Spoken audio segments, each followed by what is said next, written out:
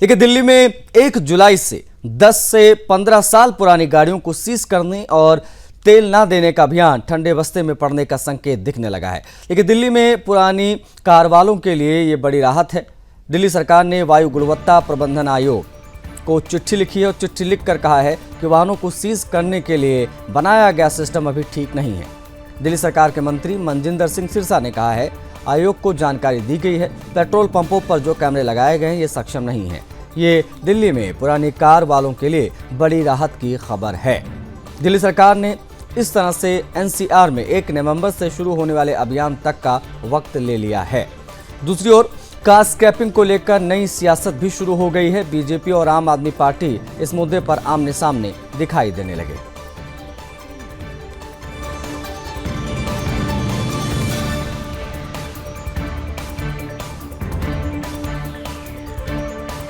तो बड़े पैमाने पर ये खबरें आ रही थी कि गाड़ियां सीज की जा रही हैं, विशेष तौर पर वो गाड़ियां जो डीजल गाड़ियां हैं और 10 साल से ज़्यादा का उनका जो समय है वो पूरा हो गया है। पेट्रोल गाड़ियां जिनका 15 साल से ज़्यादा का समय पूरा हो गया है, उन सभी को जो है सील किया जा रहा था, गाड़ी को सीज किया जा रहा था। लेकिन अभी ये जानकारी मिल रही है कि अब नवंबर से इसे लागू किया जाएगा। उनको ये जानकारी दी है कि जो ये एएनपीआर कैमरे लगाए थे, सीयूकेएम के चेयरमैन साहब को हमने अभी चिट्ठी लिखकर ये जानकारी दी है। उनको हमने बताया कि जो एएनपीआर कैमरेस लगाए हैं ये रोबोट सिस्टम नहीं है। अभी तक इनके अंदर बहुत सारे चैलेंजेस हैं, मैं बताना चाहता हूं पढ़कर। While the automated number plate recognition system cameras have been installed at most of the fuel stations, the system lacks the requisite robustness required for such crucial system. Some of them they are crucial issues related to technological glitch, camera placement, sensors not working, speakers manipulation. ये speakers भी manipulated हैं, ये भी कोई चल नहीं रहे, कोई बोल रहा है, कोई नहीं बोल रहा, ये माल फंक्शन एक अलग से है।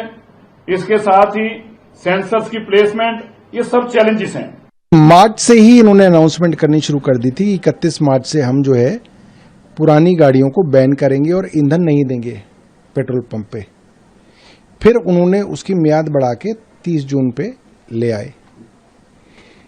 इतनी एक्साइटमेंट क्यों थी भारतीय जनता पार्टी की सरकार को कि 61 लाख वाहन यानी कि 61 लाख परिवारों को आप लगभग जो है उनकी बाह मरोड़ के उनको कहेंगे कि आप अपनी गाड़ी स्क्रैप करो और नई गाड़ी खरीदें। वो सरकार चलाना एक सीरियस बिजनेस है, इसको आप एक फुलेरा की पंचायत की तरह नहीं चला सकते हैं कि जब जो मन आ रहा है आप वो कर रहे हैं।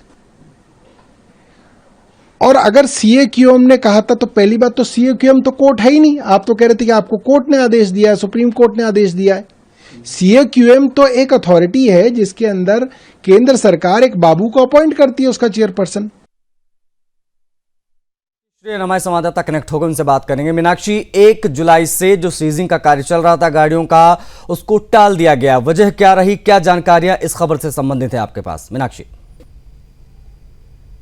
बिल्कुल, देखिए ये जो फैसला था ये वापस लिया गया है क्योंकि दिल्ली सरकार ने साफ साफ कहा है कि ये व्यवहारिक नहीं है और इसकी वजह से दिल्ली के लोगों में काफी नाराजगी फैल गई है और पुरानी गाड़ियों के जो मालिक है वो इस नियम के आने के बाद जो है अपनी महंगी महंगी गाड़ियां जो है वो कौड़ियों के दाम में बेचने पर जो है वो मजबूर हो चुके हैं, विवश हो चुके हैं। और यहाँ पर जो मुख्यमंत्री रेखा गुप्ता है उन्होंने ये भरोसा दिलाया है कि सरकार इस समस्या का समाधान भी जो है वो जल्दी ही निकालेगी। और उनको जो है शिकायतें मिली है कि कुछ लोगों के जो वाहन है वो भावनात्मक रूप से भी जुड़े हुए हैं, जैसे कि किसी के पिता ने उनको उनका जो वाहन है वो उपहार में दिया है, तो भावनात्मक तौर पर भी जो है यहाँ पर लोग काफी निराश नजर आ रहे थे और लोगों में काफी निराशा थी क्योंकि कुछ जो लोग हैं आशीष जो बहुत ही स्ट्रगल करके गाड़ियां लेते हैं और कुछ लोग जो है नई गाड़ी नहीं ले पाते, वो पुरानी गाड़ियां ही खरीदते हैं। तो उन्होंने जो है गुहार लगाई सरकार से कि उनका क्या होगा जो सिर्फ पुरानी गाड़ियां ही खरीद पाते हैं, नई गाड़ियां नहीं खरीद पाते हैं। तो इसको लेकर जो है दिल्ली सरकार ने लोगों का दर्द समझा और दिल्ली सरकार ने इस समस्या का समाधान निकालने के लिए जो है टाइम लिया है और उन्होंने कहा है कि वो लोगों की आवाज जो है, लोगों की भावनाएं जो है वो समझ रहे हैं। और इसके साथ ही ये भी बता दूं कि पूरी दुनिया में ये जो है चर्चा का विषय भी बन गया है। और दिल्ली की जो पॉल्यूशन की अगर हम बात करें तो रेखा गुप्ता सरकार ने फैसला लिया है कि 1 जुलाई से जो है वो पुरानी गाड़ियां जो है वो बंद की जाने वाली थी, लेकिन ये जो है 3 दिन भी फैसला नहीं चल पाया। और क्योंकि इस पे ना खर्चा भी बहुत ज्यादा आ गया था और गाड़ियां जो है पेट्रोल पंप पर तेल बताया गया था कि तेल नहीं दिया जाए और उसके लिए करोड़ों खर्च जो है वो खर्च कर दिए गए थे। और इसमें जो है कैमरे लगाए गए, कंट्रोल सिस्टम लगाए गए, कंट्रोल रूम बनाए गए और 1 जुलाई से जो है राष्ट्रीय राजधानी के सैकड़ों पेट्रोल पंप पर पुलिस कर्मियों की तैनाती भी जो है वो कर दी गई थी ताकि नियम का सही से पालन हो सके।